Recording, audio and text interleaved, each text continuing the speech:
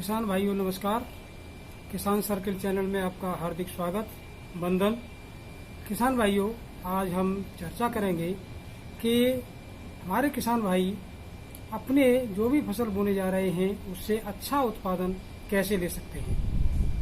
किसान भाइयों, कुछ हमारे किसान भाई ऐसे हैं जो कि अपने फसल से अच्छा उत्पादन लेते हैं, लेकिन कुछ किसान भाई ऐसे हैं कि जो कि काफी मेहनत करने के बाद भी अच्छा उत्पादन नहीं ले पाते। तो वो ऐसे कौन से बिंदु हैं जिन बिंदुओं को ध्यान में रखते हुए हम अपनी फसल से अच्छा उत्पादन ले सकते हैं। तो आइए आज चर्चा करते हैं उन बिंदुओं के ऊपर। तो सबसे पहला जो बिंदु है वो बिंदु है कि हम जो भी फसल बोने जा रहे हैं उस फसल के हिसाब से हमारी जो भूमि है उसकी उर्वरा शक्ति बिल्कुल अच्छी होनी चाहिए। उर्वरा शक्ति के लिए हमें क्या करना है कि रासायनिक उर्वरकों के साथ साथ हमें जैविक खाद का भी उपयोग करना है। जैविक खाद में हमारी कंपोस्ट खाद है, गोबर की खाद है, केंचुए की खाद है, हरी खाद है। इन चीजों का उपयोग करके हम जो है अपने जमीन की उर्वरा शक्ति को बरकरार बनाए रख सकते हैं। दूसरा बिंदु है कि क्षेत्र और जलवायु के आधार पर हम जो भी फसल बो रहे हैं उसके हिसाब से उस फसल का उन्नतशील किस्म का चयन हमको करना होगा। तीसरा बिंदु ये है कि हम अपने खेतों में फसल के हिसाब से संतुलित आहार का, संतुलित उर्वरकों का प्रयोग करें। और ये संतुलित उर्वरकों का उपयोग हम मृदा परीक्षण के बाद कर सकते हैं। कभी कभी हमारे किसान भाई क्या है कि ज्यादा से ज्यादा या कम से कम उर्वरक देते रहते हैं, लेकिन उसका कोई उन्हें फायदा नहीं होता है, क्योंकि जब तक वो मृदा परीक्षण नहीं कराएंगे तब तक सही संस्तुति जो मात्रा है वो निकल करके नहीं आएगी। अगला बिंदु है जिसका कि हम लोगों को ध्यान रखना है, किसान भाइयों को ध्यान रखना है, वो बहुत ही महत्वपूर्ण है कि कोई भी बीज बोने से पहले आप बीज को शोधित अवश्य करें, क्योंकि बीज शोधित करने से आगे आने वाली जो बीमारी है उनसे हम अपनी फसल को बचा सकते हैं। अगला बिंदु है कि हम अपनी फसल को सही समय पर और सही तरीके से बोएं। एक बिंदु है कि प्रत्येक फसल के लिए पानी की आवश्यकता अलग अलग होती है। तो किस समय पानी की हमें आवश्यकता है और उस पानी को हमें कौन सी विधि से देना है जिससे पानी का सदुपयोग भी हो सके और पानी का कम उपयोग से ज्यादा से ज्यादा हम फायदा ले सके। कुल मिलाकर के हम ये कह सकते हैं कि कम खर्च करके हम ज्यादा से ज्यादा पैदावार कैसे ले सकते हैं। किसान भाइयों, इस रबी के मौसम में पूरे देश में अलग अलग जगह पर अलग अलग फसलें बोई जाती हैं।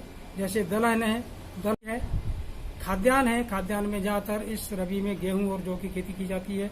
सब्जी में आलू है, टमाटर है, फूल गोभी है, पत्ता गोभी है, फसलें हैं जो कि सब्जी में सब्जी पैदा करते हैं।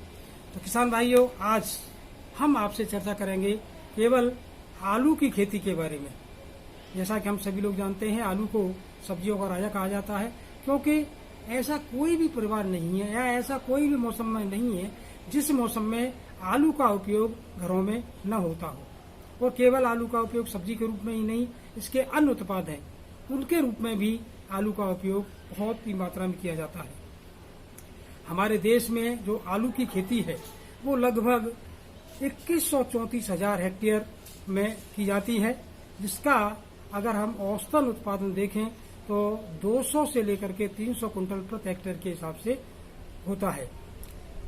किसान भाइयों, भारत में जितने क्षेत्रफल में आलू की खेती की जाती है उसका 75% भारत देश के केवल 6 राज्यों में, जैसे उत्तर प्रदेश, मध्य प्रदेश, बिहार, गुजरात, पश्चिम बंगाल और आसाम, ये 6 राज्य ऐसे हैं जिनमें कि पूरे देश की 75% आलू की खेती इन राज्यों में की जाती है। अब सवाल ये होता है कि आलू की बुवाई के लिए मिट्टी कैसी होनी चाहिए। मेरे किसान भाइयों, आलू की खेती के लिए बलुई दोमट और दोमट मिट्टी बहुत ही अच्छी होती है, उपयुक्त होती है। और जो भूमि समतल हो, जिसमें पानी का निकास अच्छा हो, उस भूमि का पीएच 5 से लेकर के 6.5 तक होना चाहिए। ऐसी भूमि आलू के लिए बहुत ही उपयोगी मानी जाती है। अब सवाल यह है कि आलू की उन्नतशील किस्में कौन कौन सी हैं। आलू की तो वैसे जो अपने देश में किस्में हैं वो बहुत सारी हैं, लगभग 35 के करीब हैं, लेकिन उनमें से कुछ मुख्य किस्में हैं जिनके बारे में मैं आप लोगों को जानकारी देना चाहूंगा। पहली कुफरी पुखराज है, जिसका के उत्पादन लगभग 35 से 40 टन प्रति हेक्टेयर के हिसाब से होता है। दूसरी है कुफरी ज्योति, इसका जो उत्पादन है वो 25 से 30 टन प्रति हेक्टेयर के आसपास होता है। अगली उन्नतशील किस्म है कुफरी बहार, जिसका उत्पादन 30 से 35 टन प्रति हेक्टेयर होता है। भूरा आलू, ये उत्पादन में थोड़ा कम है, इसका 24 टन के आसपास उत्पादन होता है। कुफरी चिप्सोना, ये बहुत ही अच्छी किस्म है आलू की, जिसका उत्पादन 30 से 35 टन प्रति हेक्टेयर के हिसाब से होता है। और चिप्सोना एक ऐसी किस्म है जिसका के उपयोग चिप्स वगैरह बनाने के काम में भी लिया जाता है। एक किस्म है हमारी कुफरी सिंदूरी, इसका उत्पादन भी लगभग 30 से 35 टन प्रति हेक्टेयर के हिसाब से होता है। एक किस्म है कुफरी चंद्रमुखी और दूसरी है कुफरी ख्याति, इनका उत्पादन 20 से लेकर के 30 टन प्रति हेक्टेयर के हिसाब से होता है। अब दूसरा बिंदु आता है कि हम अपने खेतों में आलू की फसल लेने के लिए खाद की मात्रा कितनी दें। तो किसान भाइयों, आलू के लिए जो हमारी गोबर की खाद है वो 250 से लेकर के 400 कुंटल प्रति हेक्टेयर के हिसाब से आवश्यकता होती है। और 120 से लेकर 160 किलो नाइट्रोजन, 80 से 120 किलो फास्फोरस और 80 से 120 किलो पोटास प्रति हेक्टेयर के हिसाब से आवश्यकता होती है।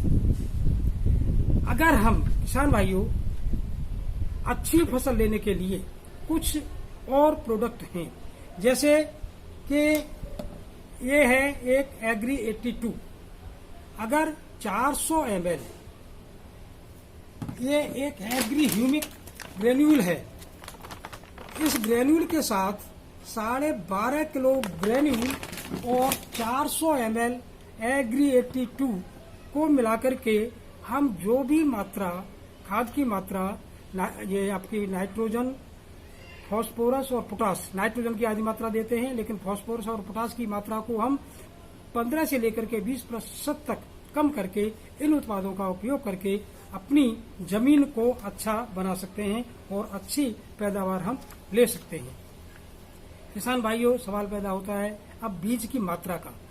बीज की मात्रा हमारी निर्भर करती है आलू के साइज के ऊपर। अगर आलू का वजन हमारा 40 से लेकर के 50 ग्राम है या 45 से 50 ग्राम है, तो लगभग इसका 1 हेक्टेयर में 30 से 35 कुंटल प्रति हेक्टेयर के हिसाब से बीज लगता है। और यदि आलू का साइज हमारा छोटा है, वजन उसका लगभग 30 ग्राम है, तो 25 से 30 कुंटल प्रति हेक्टेयर के हिसाब से ये बीज जो है लगातार की मात्रा आवश्यकता पड़ती है। अब आलू के बीज की हमने व्यवस्था कर ली, खाद हमने खेत में बुआई से पहले बो दी। अब आता है सवाल बीज को शोधित कैसे करें।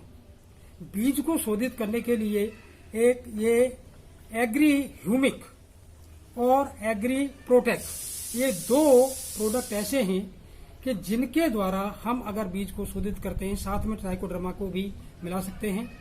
तो ये 5 ml प्रति लीटर पानी में और ये 10 ग्राम प्रोटेक्ट प्रति लीटर पानी में मिला करके हम जो है बीज शोधित कर सकते हैं। बीज शोधित करने के लिए हम जो है एक ड्रम में इसका सॉल्यूशन बना करके रख सकते हैं, उसमें आलू को डुबो करके और 10 मिनट रोक करके फिर हम उसको बाहर निकाल सकते हैं। लेकिन ये प्रोसेस थोड़ा लंबा है, इसे किसान भाई करना नहीं चाहते। तो दूसरा जो तरीका है कि हम अपने जो भी बीज है, मान लिए 1 एकड़ खेत में हमको बीज बोना है, तो उसके लिए बीज को हमने एक फर्श पे बिछा लिया और 45 से लेकर के 50 लीटर पानी में ये जो 2 प्रोडक्ट हैं, एग्री ह्यूमिक और एग्री प्रोटेक्ट, इनका सॉल्यूशन बना करके स्प्रे के द्वारा पूरे आलूओं पर हम उसका छिड़काव कर देते हैं। फिर दोबारा से आलूओं को पलट देते हैं, फिर उस पर छिड़काव कर देते हैं। उसके बाद आलूओं को सुखाने के बाद ही बोएं। ये विशेष ध्यान रखने की बात है कि हम आलू की बुआई बीज शोधन करने के बाद उनको सुखाएं छाया में, और सुखाने के बाद फिर जो है हम उनका वो करें। बुआई के समय की जहां तक बात है, आलू की बुवाई का समय जो सही समय है, अगर हमारे जो वायुमंडल है, एटमॉस्फेयर है, उसका जो तापमान है, तापमान 30 से लेकर के 32 अधिकतम डिग्री सेल्सियस होना चाहिए और 18 से लेकर के 20 डिग्री सेल्सियस न्यूनतम तापमान होना चाहिए। यानी हम कह सकते हैं कि आलू की बुवाई अक्टूबर से नवंबर के महीने में की जाए तो बहुत अच्छी रहती है। वैसे तो पूरे देश में अलग अलग क्षेत्रों में अलग अलग जलवायु के हिसाब से और बुवाई करते रहते हैं, लेकिन जो मेजर पार्ट है वो अक्टूबर से नवंबर तक ही इसकी बुवाई की जाती है। बुवाई के बाद में सिंचाई के लिए आलू में कम से कम 5-6 सिंचाइयों की आवश्यकता पड़ती है। समय के अनुसार हमको सिंचाई करनी चाहिए और अगर हम सिंचाई में इस एग्री 82 का उपयोग करते हैं तो हम कम से कम 5-6 सिंचाइयों में से 1 या 2 सिंचाई की बचत बड़े आराम से कर सकते हैं। इसके बाद आता है खरपतवार नियंत्रण का। खरपतवार नियंत्रण के लिए 20-25 दिन के जब हमारे पौधे हो जाएं, या दूसरे रूप में हम कहें कि हमारे पौधे 8 से 10 सेंटीमीटर के हो जाएं, तो उसमें खरपतवार नाशी का उपयोग हमें करना चाहिए। उसमें भी हम एग्री 82 का उपयोग कर सकते हैं, जिससे कि हमारा जो खरपतवार नाशी है वो गहराई तक जाए और जितने भी खरपतवार हैं उनको कंट्रोल कर सके। रोग और कीटाणुओं के नियंत्रण के लिए हम जो है आवश्यकता अनुसार रोगनाशी और कीटनाशी का उपयोग विषय विशेषज्ञ की सलाह से हम करें। अपने आप उसमें इन दवाइयों का उपयोग न करें। तो किसान भाइयों, अगर आप इस तरह से आलू की खेती करते हैं तो कम खर्च करके अधिक से अधिक उत्पादन ले सकते हैं। किसान भाइयों, अगर आपने ये चैनल सब्सक्राइब नहीं किया है तो सब्सक्राइब करें, लाइक करें और शेयर करें। आपका बहुत बहुत धन्यवाद।